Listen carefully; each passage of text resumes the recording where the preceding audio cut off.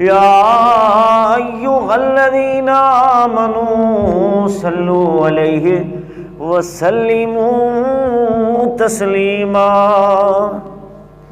اللهم صل على سيدنا وأصحاب سيدنا ومولانا محمد وبارك وسلم وصل عليه الصلاة والسلام عليك يا رسول الله وعلى آلك وأصحابك یا شفیع المذنبین۔ اللہ تبارک و تعالی جل جلالہ عم نوالہ اعظم شانہ واتم برہانہ کی حمد و ثنا اور حضور سرور کائنات جناب محمد الرسول اللہ صلی اللہ علیہ وسلم کے دربار گہر میں ہدیہ درود و سلام عرض کرنے کے بعد میرے نہایت ہی معزز سامعین و ناظرین، اللہ رب العزت کا لاکھ لاکھ شکر ہے کہ اللہ رب العزت نے آج پھر سے جمعۃ المبارک کا دن ہم سب کو نصیب فرمایا۔ میں دعا کرتا ہوں کہ اللہ رب العزت آج کے اس مقدس دن کے توسل سے ہم سب کی حاضری کو اپنی بارگاہ میں شرف قبولیت عطا فرمائے اور آج کے اس مقدس دن میں ہمارے گناہوں کا کفارہ بنائے۔ حضرات محترم، گزشتہ جمعۃ المبارک جیسا کہ ایصال ثواب کے حوالے سے ایک تحقیقی مسئلہ کی طرف آپ کی توجہ دلانے کے لیے چند باتیں آپ احباب کے سامنے بیان کی تھی، اور اس میں نے آپ احباب کے سامنے 3 چیزیں بیان کی تھی کہ 3 چیزوں کا نام ایصال ثواب ہے، اور باقی عرف عام میں 11ویں شریف ہو گئی، 12ویں شریف ہو گئی، چیلم ہو گیا، 40واں ہو گیا، قل ہو گیا، عرس ہو گیا، یہ عرفی نام ہے، اصل میں ایصال ثواب ہے۔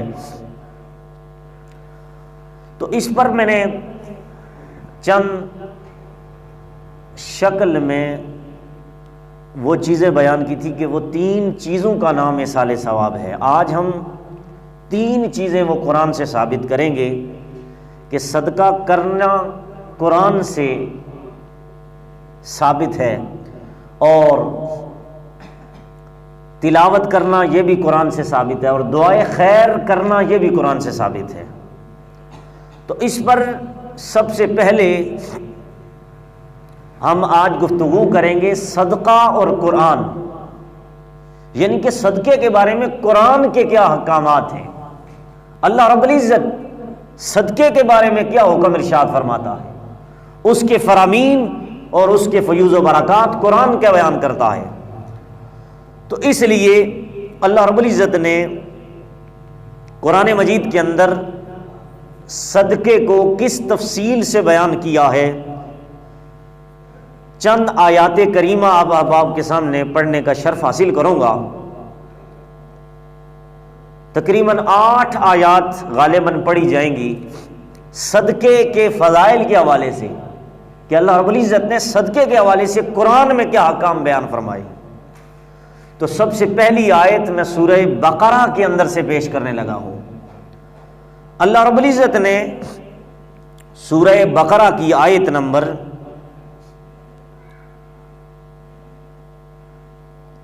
2، 3 اور 4 اور 5 جو میں نے خطبے کے دوران پڑھی، اس میں بڑے ہی احسن طریقے سے صدقہ کرنے والوں کی شان کو بیان کر دیا، اور یہ بتایا کہ صدقہ کرنا کن لوگوں کا کام ہے، جو ایمان والے ہوتے ہیں، جن کے اندر ایمان کا ذرہ موجود ہوتا ہے۔ گویا اللہ رب العزت نے ایمان والوں کی نشانی قرار دیا کہ ایمان والے ہی ہیں جو صدقہ کرتے ہیں۔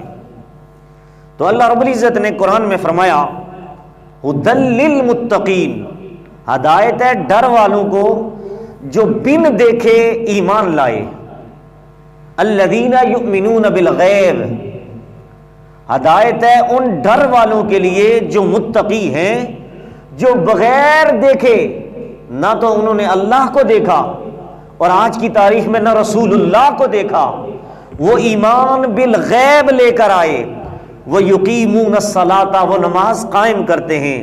اور آگے اللہ رب العزت نے ان ایمان والوں کی نشانی بیان فرمائی، وہ ڈرنے والے، وہ ایمان والے، وہ غیب پر ایمان رکھنے والے، وہ نماز پڑھنے والے، وہ لوگ ہیں وَمِمَّا رَزَقْنَاهُمْ يُنْفِقُونَ، اللہ رب العزت نے انہیں جو دیا ہے اس میں سے وہ خرچ کرتے ہیں، یعنی وہ صدقہ و خیرات کرتے ہیں۔ اور آگے اللہ رب العزت ارشاد فرماتا ہے کہ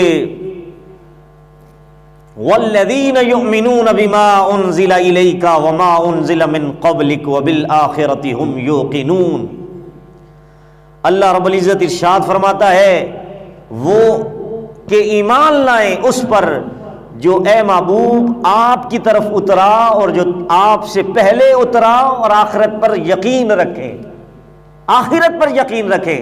تو یہ ایمان والوں کی نشانیاں بیان کرتے ہوئے اللہ رب العزت نے ایمان والوں کی ایک نشانی سورہ بقرہ کے اندر پہلی آیات کے اندر بیان کی کہ جب اللہ رب العزت انہیں رزق اور مال کی دولت عطا کرتا ہے تو اس میں سے وَمِمَّا رَزَقْنَاهُمْ يُنْفِقُونَ، وہ اس میں سے خرچ کرتے ہیں۔ لیکن یہاں پر ایک شان مصطفیٰ کے حوالے سے ایک پہلو آپ احباب کے سامنے بیان کرتا چلوں۔ اللہ فرماتا ہے الذین یؤمنون بالغیب، ایمان والے وہ ہیں جو غیب پر ایمان رکھتے ہیں۔ کس پر ایمان رکھتے ہیں؟ غیب پر ایمان رکھتے ہیں۔ اب سوچنا یہ ہے یہ کون سا غیب ہے جس پر ایمان والے غیب رکھتے ہیں؟ لوگ تو یہ کہتے ہیں کہ ایمان پر غیب پر ایمان رکھا جائے بندہ مشرک ہو جاتا ہے، اللہ کے علاوہ کسی کے بارے میں غیب کا لفظ استعمال کرنے سے بندہ کافر اور مشرک ہو جاتا ہے معاذ اللہ۔ میں بتانا چاہتا ہوں اس آیت سے والذین یؤمنون میں رب ذوالجلال ایمان والوں کی نشانی بیان کرتا ہے۔ وہ ایمان والے وہ ہیں جو غیب پر ایمان رکھتے ہیں۔ تو غیب کس پر ایمان رکھتے ہیں؟ جو میرے نبی نے بتایا ہے۔ نبی نے کیا بتایا؟ اللہ ہے، اللہ غیب الغیب ہے، لیکن مصطفیٰ نے بتایا اللہ ہے، ہم نے مان لیا۔ نبی نے بتایا 1.25 لاکھ مجھ سے پہلے آ چکے نبی، کم و بیش ہم بن دیکھے نبیوں پر ایمان لائے، ہم غیب پر ایمان لائے۔ یہ غیب بتایا میرے اور تیرے نبی نے، اللہ کا بھی اور اللہ کے سارے نبیوں کا یہ جاننا غیب ہے، اور اس غیب کی خبر میرے مصطفیٰ کریم نے دی۔ اور رب کہتا ہے یہ ایمان والوں کی شان ہے، وہ غیب پر ایمان رکھتے ہیں۔ بے ایمانوں کو نکال دیا، کہ ایمان والے ہی وہ ہیں جو نبی کے بتائے ہوئے غیب پر ایمان رکھتے ہیں۔ اگر مصطفیٰ کے غیب کا انکار کر دیا جائے معاذ اللہ، نہ اللہ کا پتہ چلتا ہے اور نہ سارے رسولوں کا پتہ چلتا ہے، نہ جہنم کا پتہ چلتا ہے، نہ دوزخ کا پتہ چلتا ہے، نہ عالم آخرت کا پتہ چلتا ہے۔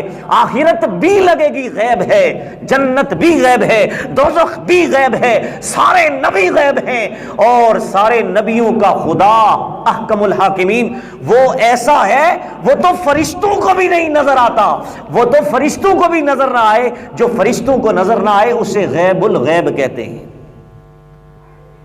جنہیں فرشتے دیکھیں اسے غیب کہتے ہیں، اور جنہیں فرشتے بھی نہ تکیں اس رب کو غیب الغیب کہتے ہیں۔ معراج کی رات میرے رب نے مصطفیٰ کریم کو اپنا دیدار کرایا۔ یہ چھوٹے چھوٹے غیب ان کے بارے میں کہنا کہ یہ نبی یہ بھی نہیں جانتا وہ بھی نہیں جانتا، میں بتانا چاہتا ہوں سب سے بڑا غیب اللہ کی ذات ہے۔ اتنا چھپا ہوا رب تھا، رب کہتا ہے فارفتو، ہم نے پھر محمد کو پیدا کیا، اور پیدا کر کے رب اپنے محبوب کو معراج کی رات اپنا زیارت اپنا آپ ظاہر کیا، غیب کو ظاہر کیا، غیب الغیب کو ظاہر کر کے بتا دیا۔ تو بتانا چاہتا ہوں اعلیٰ حضرت فرماتے ہیں جب خدائی نہ چھپ سکا ہے مصطفیٰ تجھ سے، تجھ پہ کروڑوں درود۔ جب خدا خود نہ چھپ سکا تجھ سے، کوئی غیب اور تجھ سے عیاں کیا بلا کہ اے مصطفیٰ آپ سے اور کیا غیب چھپ سکتا ہے؟ جب سارے غیبوں کا غیب رب العالمین وہ بھی تجھ سے نہ چھپ سکا، تو یہ چھوٹے چھوٹے غیب کے بارے میں یہ سوال کرنا یہ کیسے حضور کو پتہ چل گیا؟ اس آیت میں اللہ رب العزت فرماتا ہے ایمان والوں کی نشانی وہ قرآن بیان کرتا ہے کہ وہ ایمان بالغیب، غیب پر ایمان رکھتے ہیں، اور جب تک بندہ غیب پر ایمان نہ رکھے بندہ مومن نہیں رہتا۔ مومن ہونے کے لیے غیب پر ایمان لانا ضروری ہے۔ تو ہم مومن بنے حضور کے غیب کے بتانے پر.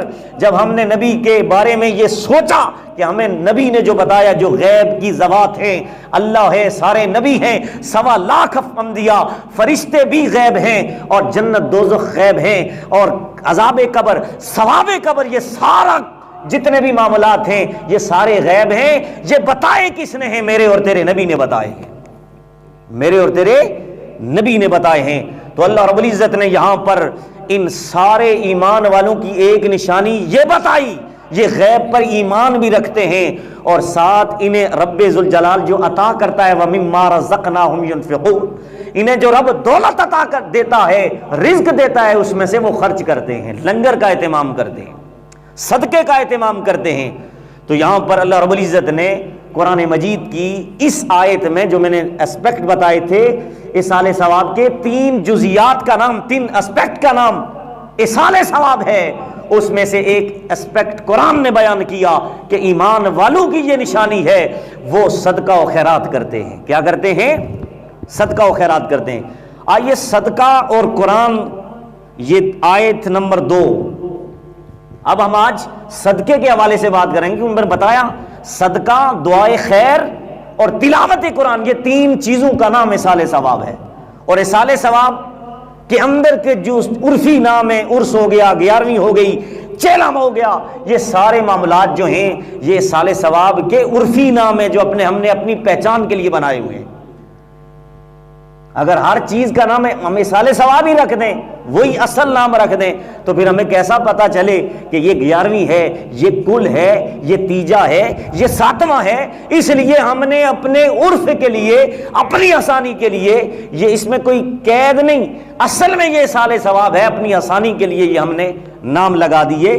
تو اس لیے اللہ رب العزت قرآن میں صدقے کی، صدقہ کرنے والوں کی شان کو کس طرح بیان کرتا ہے. آگے سورہ البقرہ آیت نمبر 195 195 میں دوسرے مقام پر پھر اللہ رب العزت ایمان والوں سے حکم ارشاد فرماتا ہے. رب فرماتا ہے وَأَنفِقُوا فِي سَبِيلِ اللَّهِ، اور اللہ کی راہ میں خرچ کیا کرو. کیا کیا کرو؟ اللہ کی راہ میں خرچ کیا کرو.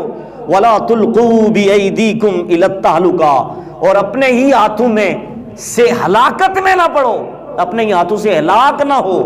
اور آگے فرمایا وَأَحْسِنُوا، اور بھلائی کرنے والے بن جاؤ. ان اللہ یحب المحسنین، بے شک اللہ تعالی محبوب بنا لیتا ہے، ان لوگوں سے پیار کرتا ہے جو بھلائی کے کام کرتے ہیں، جو نیکی کے کام کرتے ہیں. یہاں بتایا گیا خرچ کرنا ایک بلائی عمل ہے، ایک نیک عمل ہے، ایک احسن عمل ہے. اور اللہ رب العزت ارشاد فرماتا ہے تم جب یہ کام کرو گے تو پھر سمجھو میں تم سے پیار کرنا شروع ہو جاؤں گا. وَأَنفِقُوا فِي سَبِيلِ اللَّهِ، اللہ کی راہ میں خرچ کیا کرو. وَلَا تُلْقُوا بِأَيْدِيكُمْ إِلَى التَّهْلُكَةِ، اور اپنے آپ کو ہلاکت میں نہ ڈالو. تو بتایا جا رہا ہے جو خرچ نہیں کرتا وہ ہلاکت میں پڑ جاتا ہے، کیونکہ ہر چیز کے 2 معنی ہوتے ہیں، پازیٹیو اور نیگیٹو. پازیٹیو تو رب کہتا ہے انفقوا فی سبیل اللہ، اللہ کی راہ میں خرچ کرو. اور اس کا دوسرا مفہوم ہے مفہوم مخالف، کہ اگر خرچ نہیں کرو گے تو تم ہلاک ہو جاؤ گے. پھر آگے دوسری آیت میں دوسرے حصے میں وَأَحْسِنُوا إِنَّ اللَّهَ يُحِبُّ الْمُحْسِنِينَ، اس کا مفہوم مخالف کیا ہے اور ایک اس کا اصل پہلو کیا ہے؟ رب کہتا ہے میں ان سے پیار کرتا ہوں جو خرچ کرتے ہیں، جو صدقہ و خیرات کرتے ہیں، ان سے محبت کرتا ہوں. اور یاد رکھو یہ صدقہ و خیرات کرنا یہ بھلائی کا کام ہے، نیکی کا کام ہے. اور اگر تم نے ایسا نہ کیا تو پھر سمجھو میں تم سے پیار نہیں کروں گا. یہ مفہوم مخالف ہے، ایک ہی آیت سے 2 مطلب نکلتے ہیں. تو اس لیے اللہ رب العزت نے اس دوسری آیت میں بھی سورہ بقرہ کے اندر آیت نمبر 95 میں پھر رب ذوالجلال نے صدقہ و خیرات کرنے کا، خرچ کرنے کا حکم دیا. تیسری آیت سنیے، اللہ رب العزت پھر قرآن مجید کے اندر اسی سورہ بقرہ، بقرہ گائے کو کہتے ہیں، یہ بھی ایک جانور ہے گائے. اب لوگ کہتے ہیں غیر اللہ کے نام پہ آپ نے یہ مثلا 11ویں شریف ہے، یہ مہینہ ہے اور اس میں ہم غوث پاک کے لیے کہتے ہیں یہ گائے غوث پاک کی، بکرا غوث پاک کا. اس سے مطلب یہ ہوتا ہے ان کے اصال ثواب. تکبیر جب ہم پڑھتے ہیں تو بسم اللہ اللہ اکبر کہہ کے پڑھتے ہیں. ذبح جانور ہوا اللہ کے نام پر، لیکن ہم نے اس کا ایصال ثواب کسی بزرگ کی طرف کر دیا، اپنے کسی رشتہ دار کے حوالے سے کر دیا کہ ہم نے اس کی طرف سے نظر مانی، تو لوگ یہ کہتے ہیں یہ غیر اللہ کے نام پر ہے، حالانکہ قرآن کے اندر جہاں یہ لفظ موجود ہیں وما اہل بہ لغیر اللہ، تمام مفسرین نے لکھا ذبح علی غیر اسم اللہ تعالی، اس سے مراد یہ ہے ذبح کے وقت کسی غیر اللہ کا نام لینا۔ ذبح کے وقت جو بکرا آپ نے کسی ولی کے نام کا لیا تھا کہ ہم نے فلاں دربار پہ دینا ہے، تو اس سے مراد یہ ہے کہ وہ جو بزرگ ہیں ان کے سالے ثواب کے لیے ہم نے لیا تھا، اس سے مراد نہیں یہ عبادت کے لیے لیا تھا۔ عبادت صرف اللہ کی ہے، عبادت صرف اللہ کی ہے، اللہ کے قرب کے لیے ہم نے یہ کام کیا کہ ہم اللہ کے قریب ہو جائیں، لیکن یہ اس کا بتایا جا رہا ہے کہ یہ غیر اللہ کے نام پر، غیر اللہ تب بنتا ہے جب ہم ذبح کے وقت اس جانور پر ہم یہ کہیں وما ذبح علی غیر اسم اللہ تعالی، اللہ کے علاوہ اگر کسی اور کا نام لیں، بالخصوص شیخ عبد القادر جیلانی کا نام لے لیں یا اور کسی ولی کا نام لے لیں، کہیں ہم ذبح کے وقت، تو یہ چیز خنزیر سے بھی بدتر ہو جائے گی۔ کس سے بدتر ہو جائے گی؟ خنزیر کھا لیں تو بہتر ہے یہ نہ کھائیں، یہ قرآن نے بیان کیا۔ لیکن بتانا چاہتا ہوں اس وما الا بغیر اللہ میں 11ویں کو شامل کرنا، عرس کو شامل کرنا، یہ بہت بڑا ظلم ہے۔ اس لیے وہ لفظ جانور کو ذبح کرتے وقت آپ نے اللہ کا نام لینا ہے۔ کس کا نام لینا ہے؟ اللہ کا نام۔ یہ ذہن میں اپنا عقیدہ پختہ کر لیں کہ ہم غیر اللہ کے نام پر جانور کو ذبح نہیں کرتے، ہم تو اللہ کے نام پہ ذبح کرتے ہیں۔ وہ اس وقت کے مشرکین جو تھے وہ بسم اللات کہتے تھے، لات ان کا بڑا بت تھا، بسم العزا، عزا ان کا بڑا بت تھا، اس کے نام پر جانور انہوں نے بنائے ہوئے تھے یہ گائے۔ پھر اس کے بعد انہوں نے اپنے اوپر ایک اور اللہ پر بہتان اور افترا باندھی تھی، قرآن نے تفصیل بیان کی کہ انہوں نے کیا کیا۔ وہ جو مشرکین مکہ تھے وہ اپنا جانور جب رکھتے تھے تو اس جانور کے نام پر، نام کس کے نام سے رکھتے تھے؟ یہ عزا کے نام کا ہے، یہ لات کے نام پہ ہے، اور اس طرح کے یعوس، یعوق، یہ اس طرح کے بڑے بڑے جو بت ہیں ان کے نام پر، ان کے جھوٹے جو خدا تھے ان پر جانور رکھے ہوئے تھے۔ لیکن پھر انہوں نے کیا کیا؟ اتنا نام رکھنے کے باوجود وہ اس کا دودھ پینا بھی حرام سمجھتے تھے اپنے مذہب میں، لیکن اللہ رب العزت نے کہا یہ مجھ پر جھوٹ باندھ رہے ہیں، میں نے نہیں حرام کیا۔ حالانکہ بتوں کے نام پر انہوں نے نام بھی رکھا ہوا، لیکن پہلے مشرکین کو رب کہتا ہے میں نے اب بھی تم پر حرام نہیں کیا، یہ تم اپنی طرف سے افترا باندھتے ہو، افترا علی اللہ الکذب، تم جھوٹے ہو۔ قرآن نے سورۃ الانعام کے اندر جانوروں والی سورۃ الانعام، جانور کہتے ہیں، جانوروں والی سورت کے اندر اس چیز کا رد کیا کہ یہ مجھ پر بہتان باندھتے ہیں۔ تو بتایا جا رہا ہے جب بت کے نام پہ، ذبح کی بات نہیں ہو رہی ہے، بت کے نام پر جانور رکھا جائے اور رب اس کے دودھ کو بھی حرام نہ کہے اور رب کہے میں نے حرام کیا ہی نہیں ہے، تو یاد رکھو جس جانور پر ذبح کے وقت اللہ کا نام لیا جائے اور اصال ثواب اس کا کسی ولی کے لیے، کسی غوث کے لیے، کسی قطب کے لیے، کسی پیر کے لیے کیا جائے تو یہ حرام نہیں ہوتا، حلال ہو جاتا ہے۔ کیا ہو جاتا ہے؟ حلال ہو جاتا ہے۔ آگے اللہ رب العزت پھر قرآن کے اندر سورہ بقرہ آیت نمبر 219 تیسرے مقام پر پھر صدقے کی طرف توجہ دلاتا ہے۔ رب تعالیٰ قرآن میں بیان کرتا ہے وَيَسْأَلُونَكَ مَاذَا يُنْفِقُونَ، اے نبی آپ سے یہ آپ کی امت کوسچن کرتی ہے، سوال کرتی ہے۔ کیا سوال کرتی ہے؟ مَاذَا يُنْفِقُونَ، یا رسول اللہ ہم کہاں پہ خرچ کریں، ہمارے پاس جو مال و دولت ہے کہاں پہ ہم خرچ کریں؟ رب فرماتا ہے قُلِ الْعَفْوَ، جو تمہارے پاس باقی بچ جائے اپنے خرچے اخراجات پورے ہونے کے بعد تم اس کو تقسیم کر دو، لوگوں میں خرچ کر دو۔ تو بتایا جا رہا ہے ہم اپنا بینک بیلنس یہ بھر کے نہ رکھیں، بلکہ قرآن کی یہ آیت بتاتی ہے تم اپنا ذاتی اخراجات، سارے گھر کے معاملات طے کرنے کے بعد باقی تمہارے پاس جو مال بچتا ہے وہ اللہ کی راہ میں، اللہ کی مساجد میں اور جہاں پر بھی دین کے کام ہو رہے ہیں غریبوں مسکینوں میں وہ مال تقسیم کرنا، وہ مال پر تمہارا حق نہیں بنتا، ان غریبوں کا بنتا ہے۔ اور آگے آیت نمبر 4 میں سورہ بقرہ آیت نمبر 245 میں پھر اللہ رب العزت ارشاد فرماتے ہیں من ذا الذی یقرض اللہ قرضا حسنا فیضاعفه له اضعافا کثیرا واللہ یقبض ویبسط والیہ ترجعون۔ رب فرماتا ہے کوئی جو اللہ کو قرضہ دے، ہے کوئی جو اللہ کو قرضہ دے، اب یہاں پر یاد رکھیے حضرت سیدنا صدیق اکبر رضی اللہ تعالیٰ عنہ پہلا خطاب کر رہے ہیں یہودیوں کے، یہ عیسائیوں کے ان کے چرچ میں چلے گئے اور وہاں جا کر انہوں نے پہلی تبلیغ کی اور انہوں نے یہ آیت پڑھی کہ اللہ کو قرض دو. کیا دو؟ اللہ کو قرض دو. تو وہاں سے ایک یہودی بدبخت اٹھا مجمع میں سے، کہنے لگا تمہارا خدا تو فقیر ہے، اس کا مطلب وہ تو مانگنے والا ہے، ہم سے قرض مانگ رہا ہے تو اس کی کیا عبادت کریں؟ جو خود لائق ہے، مستحق ہے، رحم کے لائق ہے، اس کو قرضہ دیا جائے. تو سیدنا صدیق اکبر نے پھر کیا کیا؟ کیونکہ تبلیغ کبھی شدت کی ہوا کرتی ہے. آج مولوی جب شدت اختیار کر، کہاں لکھا ہے سیدنا صدیق اکبر سے بڑا کوئی مولوی ہوگا کائنات میں؟ ان سے پڑھا لکھا کوئی عالم ہوگا جو ڈائریکٹ میرے نبی کی موجودگی میں 17 نمازیں مصلی رسول پہ حضور کی موجودگی میں پڑھانے والا، اور سارے صحابہ اور سارے نبیوں کے بعد سب سے افضل ترین بندہ اور سارے صحابہ سے افضل ترین بندہ سیدنا ابو بکر صدیق، وہ ابو بکر صدیق جس کا سلام رب عرش سے بھیجے، وہ حضرت ابو بکر صدیق. انہوں نے پھر اصلاح کیسی کی؟ چھک کے تھپڑ مارا اس کے منہ پہ، زور سے اس کے منہ پر تھپڑ مارا. لڑائی جھگڑا ہو گیا مسجد کے اندر، کیس میرے نبی کی بارگاہ میں چلا گیا، کیس میرے نبی کی بارگاہ میں چلا گیا. اور میرے نبی علیہ الصلوۃ والسلام کی بارگاہ میں جب پیش ہوا، وہ عیسائی کرسچن کہنے لگے انہوں نے ہمیں تھپڑ مار دیا، غلط کیا تبلیغ کے دوران. تو سیدنا صدیق اکبر رضی اللہ تعالیٰ نے کہا پوچھیں یا رسول اللہ اس سے کہ اس نے کیا بے ادبی کی، میرے رب کی گستاخی کی.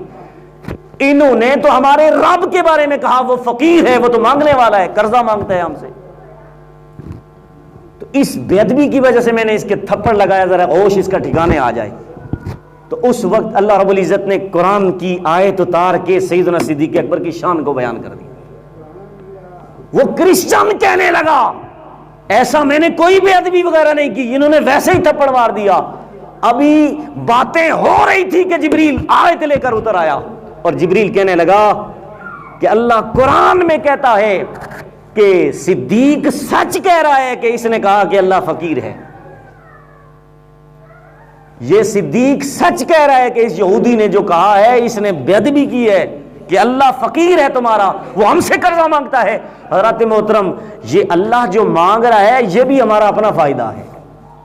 اس کا یہ مطلب نہیں کہ اللہ جو ہے نا وہ غریب ہے، مسکین ہے، وہ ہم سے قرضہ مانگ رہا ہے. نہیں، اللہ نے ہمیں ایمان والوں کو کہا من ذا الذی یقرض اللہ، جو اللہ کو قرض حسنہ دے. اللہ کیا فرماتا ہے؟ فیضاعفہ لو اضعافا کثیرا، تو پھر اللہ تبارک تعالیٰ اس کو دگنا قرضہ دے دے گا، ڈبل اس کو دے گا، واپس کرے گا. اس سے مراد یہ ہے کہ کسی غریب کو صدقہ کرنا، اللہ کی رضا کے لیے کسی غریب مستحق کو صدقہ کرنا، اس کو پیسے دینا، اس کو دولت دے دینا، اس کے گھر کے اخراجات کو چلانا، یہ قرضہ حسنہ ہے. کسی مسجد میں پیسے لگانا یہ قرضہ حسنہ ہے. اور یہ ذاتی طور پر اللہ اپنے پاس یہ نہیں کہتا کہ یہ مجھے دو، بلکہ اللہ کے بندوں کو دینا ہی رب کو دینا ہے. رب کے بندوں کو قرضہ حسنہ دینا ہی. اور اس سے مراد یہ رب نے کیوں لی کہ مجھے قرضہ دو، کل تم ان غریبوں تو دے کر واپس نہ مانگو. رب کہتا ہے ذمہ میرا ہے، میں تمہیں واپس پلٹاؤں گا کیونکہ غریبوں کا مجھے خیال ہے، یہ میرے بندے ہیں. رب کہتا ہے کہ اس کا بہت بڑا اجر ہے میرے ہاں. اور اللہ رب العزت فرماتا ہے اللہ تنگی اور کشائش کرتا ہے تاکہ تم اس کی طرف پھر جانا چاہو، پھر جانا چاہو. جس وقت بندہ تھک جاتا ہے اور پریشانیاں اسے گھیر لیتی ہیں، بھوکا پیاسا مرنے لگتا ہے، پھر جا کے مصلی پہ چڑھتا ہے اور اللہ کو یاد کرتا ہے. رب کہتا ہے یہ بھی حکمت ہے، بیماری بھی دیتا ہوں اور بیماری کے وقت بندہ پھر کہتا ہے رب ذوالجلال میں ہر طرح کے اعلیٰ قسم کے ڈاکٹروں سے دوائی لے کر آیا، شفا نہیں ہوئی، ٹھیک نہیں ہوا، لیکن اب تیری بارگاہ میں جھکا ہوں. رب پھر معاف کر دیتا ہے. رب کہتا ہے میں تنگی بھی کرتا ہوں اور تنگی کرنا بھی اس لیے ہے تاکہ ثم الیہ ترجعون، تمہیں واپس پلٹ کے میری طرف آ جاؤ، میرے ذکر کی طرف آ جاؤ، میری عبادت کی طرف آ جاؤ. حضرات محترم یاد رکھیے ایک انگریز مفکر ہے، انگریز مفکر ہے، کیونکہ صدقہ کرنا نیکی ہے. کیا ہے؟ صدقہ کرنا نیکی ہے. اور صدقہ کرنا شفا ہے، اور گناہ کرنا یہ بیماری ہے۔ کیا ہے؟ انگریز مفکر کہتا ہے، وہ کہتا ہے کہ یہ جو گناہ ہیں، یہ گناہ تمہارے جو ہیں تمہیں بیمار کرتے ہیں، اور نیکیاں تمہیں شفا دیتی ہیں، نیکیاں تمہیں شفا دیتی ہیں۔ اسی لیے عیسیٰ علیہ السلام اللہ کے وہ پیغمبر، جب ان کو اللہ رب العزت نے یہ معجزہ عطا کیا کہ وہ برس کی بیماری، کوہڑ کی بیماری جو تھی، ان کے جسم پر کوئی بندہ اگر آتا وہ ہاتھ مارتا، وہ ابری الاکما والابرصا، سورہ آل عمران آیت نمبر 149، قرآن کہتا ہے وہ اخرج الموتى باذن اللہ، وہ اندھوں کو آنکھیں عطا کر دیتے، جو مادر ذات اندھے ہوتے تھے ماں کے پیٹ سے انہیں شفا دیتے، آنکھیں مل جاتی، بینائی عطا کر دیتے، اور برس کی بیماری جو ہوتی تھی نا اس سے بھی شفا دے دیتے۔ برس کی بندہ کوڑ لگا ہوا ہے اور وہ ہاتھ پھیرتے تھے تو کیا ہوتا تھا؟ شفا ہو جاتی تھی۔ لیکن ایسا ہوا کہ جب مریض زیادہ ہو گئے آپ کی امت میں، لاکھوں لوگ ایک وقت میں، ایک روایت میں آتا ہے اللہ رب العزت نے عیسیٰ علیہ السلام کو پھر کمال کنوے کیا، ان کا کمال یہ معجزہ کنوے ایک رومال میں کر دیا۔ پہلے ہاتھ پھیرتے تھے شفا ہوتی تھی، رب نے کہا بندے زیادہ ہو گئے، اب تجھے ترکیب بتاتے ہیں۔ حضرت عیسیٰ علیہ السلام کو رب ذوالجلال نے طریقہ بتایا کہ اب تمہاری شفا ہم ٹرانسفر کرتے ہیں، تمہارا ہاتھ لگے گا رومال کو، اور رومال لگے گا ان کے جسم کے ساتھ، رومال ٹچ ہوگا ان کے جسم کے ساتھ جو بیمار ہیں، جب اپنے جسم کے ساتھ وہ رومال ملیں گے، مس کریں گے، سب کو شفا ہو جائے گی۔ وہ سارے بندے آتے، عیسیٰ علیہ السلام ایک طرف سے رومال کو پکڑتے، اور ہزاروں لاکھوں بندے ایک ہی وقت میں، ایک ہی سیکنڈ میں شفا یاب ہوتے۔ وہ عیسیٰ علیہ السلام ایک عہد لیتے تھے ان بیماروں سے، وہ جو بیماری تھی ان سے عہد لیتے تھے، وہ کہتے اگر تم شفا طلب کرنا چاہتے ہو گناہ چھوڑ دو۔ کیا چھوڑ دو؟ گناہ چھوڑ دو۔ جب گناہ کرو گے تو ایسی بیماریاں لگیں گی، بخاری شریف کے اندر حدیث بھی موجود، میرے نبی نے فرمایا جب تم بے حیائی کے کام اور یعنی فخاشی کی دلدل میں پھنس جاؤ گے تو تمہیں ایسی بیماریاں لگیں گی کہ تمہارے پردادے نے بھی، تمہارے دادے نے بھی ان بیماریوں کا نام نہیں سنا ہوگا۔ ایسی بیماریاں میری امت میں پھیل جائیں گی۔